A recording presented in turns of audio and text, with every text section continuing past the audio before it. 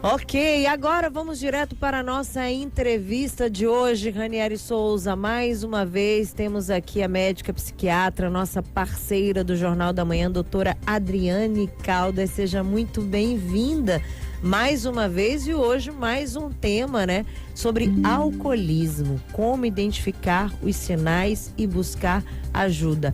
Bom dia, doutora Adriane. Bom dia a todos da Jovem Pan. Bom dia a todos os ouvintes. É mais um prazer imenso, né, de estar participando aqui por mais uma semana. Falar desse tema aí tão importante que é o alcoolismo. Pois é, doutora, vamos começar explicando quando, porque a gente tem o hábito, né? Primeiro que é legalizado, né? Tem essa discussão, causa dependência, mas é legalizado. E aí a gente toma, às vezes, uma cervejinha, um vinho, né? Uma vodka, enfim, seja lá a bebida que for. Quando isso vira um problema realmente de saúde? Quando vira alcoolismo? O alcoolismo é a dependência de álcool. Você beber não tem problema nenhum, desde que isso não seja um transtorno. Então, a dependência de álcool é quando você precisa beber cada vez mais para você atingir aquele estado de euforia. É mais frequente esse uso.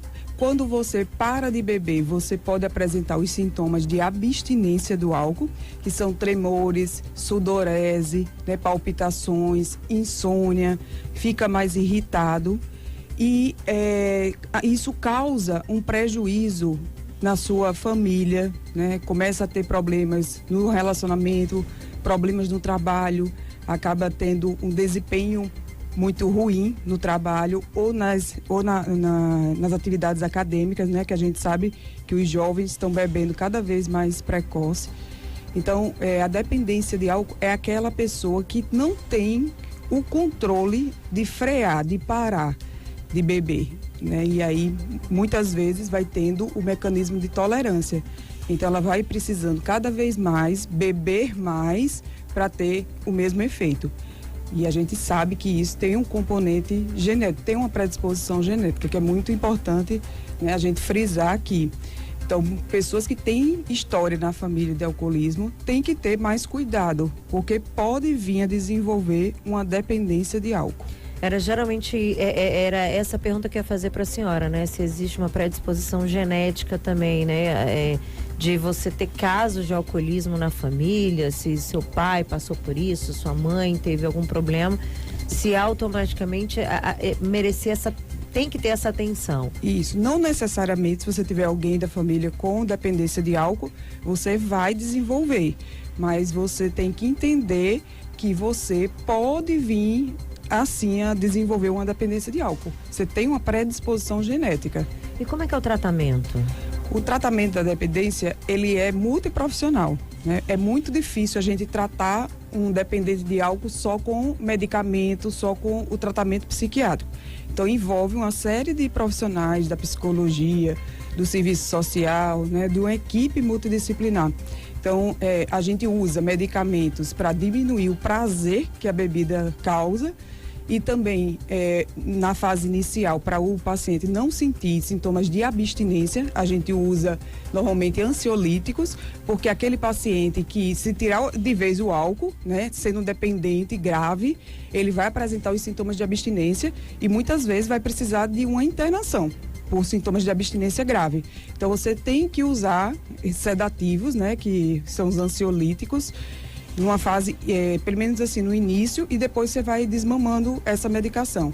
Aí é importante também fazer exames laboratoriais, porque a gente não pode esquecer que o álcool atinge vários órgãos, né, principalmente o fígado, e pode vir a desenvolver uma cirrose hepática, né, o fígado parar de funcionar e você entrar numa lista de transplante, doenças gastrointestinais, gastrite por conta do álcool, né? Problemas também na questão cerebral. Então, você pode, com o consumo frequente de álcool, lá na frente você vinha desenvolver perdas cognitivas, demência mesmo, em decorrência do uso do álcool. Neurite, que a gente fala que é você sentir dificuldade, às vezes, na força, sentir que, às vezes, parestesia, que seria formigamento nas pernas, por conta, realmente, do uso crônico do álcool. Doutora, tem uma pergunta aqui no nosso chat do pastor Saulo André, eu vou tentar reformular aqui. Ele pergunta quanto é uma porcentagem que a pessoa já pode se chamar de alcoólatra. Existe alguma variação assim? Porque, por exemplo, tem gente que bebe ali todo fim de semana, aí às vezes isso vai passando para alguns dias da semana também, e aí a bebida ela é muito difícil de combater, eu acredito, porque tem em todo canto, né? Você sai, tem no barzinho, tem na conveniência, tem no supermercado, então é legalizado, fica difícil também de fazer esse tipo de tratamento, né? Isso, porque assim, é culturalmente aceito, né? Você fazer uso de bebida. Então, o pai bebe, a mãe bebe, e aí o jovem já acha que isso é normal. E aí começa a beber numa fase muito precoce da vida. Então, essa questão das políticas também, das suas relações sociais. Você começa a se afastar da sua família, porque o álcool ele passa a ser a melhor companhia. Ele é mais prazeroso do que você estar em contato com familiares, com amigos. Você começa a ter problemas no trabalho, então você acaba atrasando, você falta o trabalho em decorrência do uso, às vezes da ressaca do álcool, e também problemas, conflitos conjugais, né? Eu recebo muito no consultório pacientes assim que foram filhos de pais alcoólatras, e a gente vê na vida adulta como isso repercute na parte emocional da pessoa, né? Até nos próprios relacionamentos afetivos. Essas pessoas têm um trauma muito grande de tudo isso, então ela procura um parceiro que não beba, né? Já com medo de repetir todo aquele sofrimento que ela teve na infância. Então é terrível, assim, o alcoolismo é terrível, não só para a pessoa, mas é terrível para a família, assim, desestrutura muito a família. O Manuel de Souza Neto está aqui ligado aqui conosco, já mandou algumas mensagens também, e ele fala assim, quando a pessoa está alcoolizada, por que ela muda a personalidade? Assim, uns ficam mais bravos, outros ficam mais simpáticos. O Souza de Nova Cidade. Existe essa mudança de personalidade? Tem gente que diz assim, quando você está alcoolizada, você diz a verdade, né? Você diz tem tudo. gente que bebe justamente para dizer assim, eu vou beber porque eu fico mais aberto, eu converso mais com as pessoas. Eu vou ter coragem, né? Eu fico mais corajoso. A festa fica mais legal. É que na fase inicial da intoxicação por álcool, dá esse efeito, o álcool dá esse efeito no sistema nervoso, esse efeito mais euforizante, mais desinibido socialmente, mais desinibido sexualmente.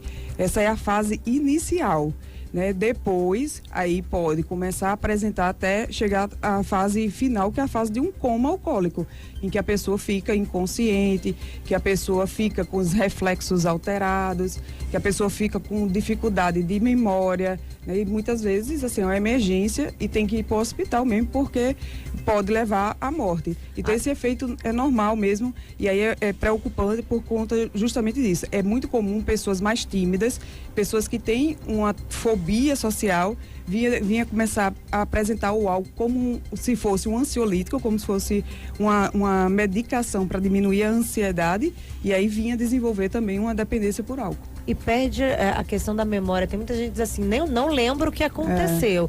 Eu não lembro, eu fiz isso. Realmente... Gera esses apagões mesmo. Acontece isso mesmo, pode então acontecer sim. Aí numa fase em que você está com o uso muito acentuado, né? Já é passando dessa fase, assim, desse efeito mais euforizante, porque na fase inicial tira o filtro mesmo, fica mais desinibido. Mas nessa fase, se a pessoa continuar a beber e ficar nesse estado de embriaguez, aí ela pode até realmente não lembrar do que está acontecendo. Aí já numa fase mais tardia da intoxicação por álcool. Estamos recebendo a doutora Adriane Caldas, médica psiquiatra, hoje falando sobre alcoolismo. Doutora, a gente viu durante muito tempo se falar, por exemplo, no Alcoólicos Anônimos, Alcoólatras Anônimos, que é uma entidade, ainda existe, ainda é importante a gente falar desse serviço, porque já foi dito em novela, eu lembro que há muito tempo atrás tinha novela que falava sobre esse assunto. Né? O AA. Exatamente. É importante esse convívio também com outras pessoas que têm o problema para o tratamento ser mais eficaz? Sim, o trabalho do AA assim, é reconhecido mundialmente, é muito importante, né? São pessoas que também tiveram problemas com álcool, que se reúnem, e aí o dependente de álcool, eles também se identificam mais com essa pessoa que, né, que já passou por isso e sabe o caminho das pedras para sair disso. Então é importantíssimo o trabalho do AA, inclusive assim, tem o trabalho do AA dentro das próprias instituições federais, hospitais universitários, Então a gente conta sim muito com a ajuda dos Alcoólicos Anônimos. E dentro dos Alcoólicos Anônimos também tem o Al-Anon, que a gente não pode esquecer, que as famílias elas ficam codependentes de álcool.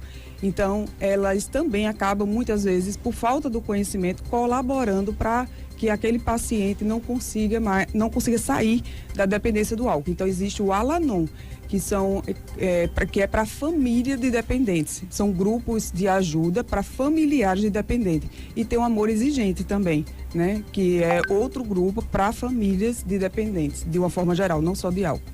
Agora, existem números também, recentemente estava vendo algumas pesquisas falando sobre alcoolismo. Primeiro, o número de jovens, cada vez mais novos, né? As pessoas, os adolescentes já consumindo álcool.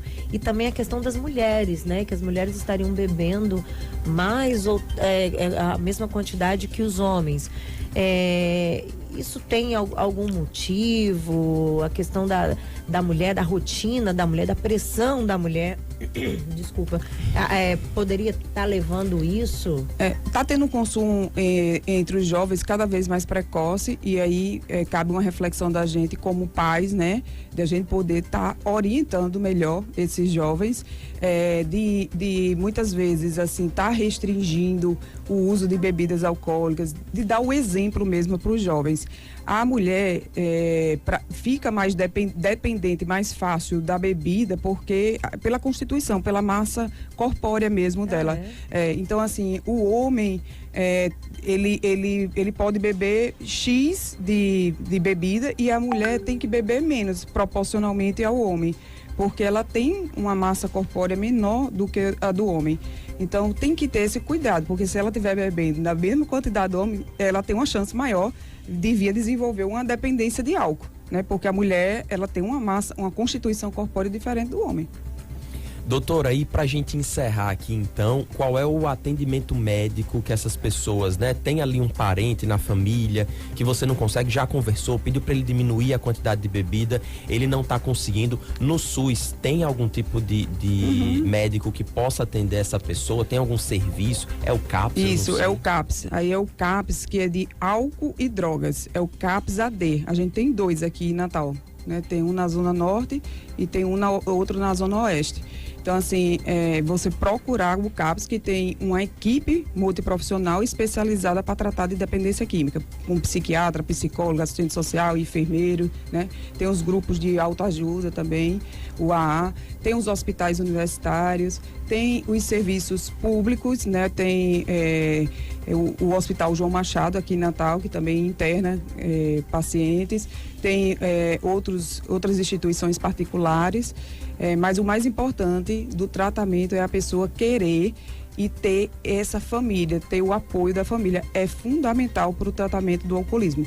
Muitas vezes a gente vai precisar, nos casos mais graves, de uma internação, às vezes de longa permanência, né, de às vezes 6 meses, e aí trabalhar muito essas questões também emocionais da pessoa, para que ela realmente depois ela tenha condições de se manter abstinente.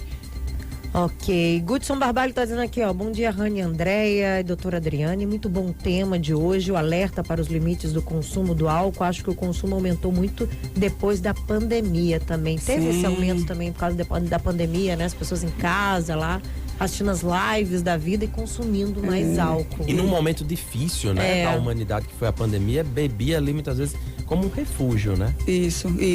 Então, assim, na pandemia realmente tem estudos mostrando que aumentou muito o consumo de bebidas alcoólicas, mas a gente precisa, né, já retomando a nossa vida depois da pandemia, de poder realmente reduzir esse consumo e perceber que não dá para continuar dessa forma. É isso assim que é importante, né? Você poder reconhecer quando tiver um problema, né? E buscar ajuda, porque é muito difícil quem tem dependência de álcool reconhecer aquilo como uma doença, acha que pode controlar, né? Que não precisa de ajuda. Então, ter a humildade de reconhecer que você não tem esse controle e precisa de ajuda é o mais interessante, é o mais recomendado. Maravilha, nosso tempo já está esgotado aqui, 8 horas em ponto. Doutora Adriane Caldas, médica psiquiatra, muito obrigado pela sua participação e até a semana que vem, né? Até a semana que vem, muito obrigada.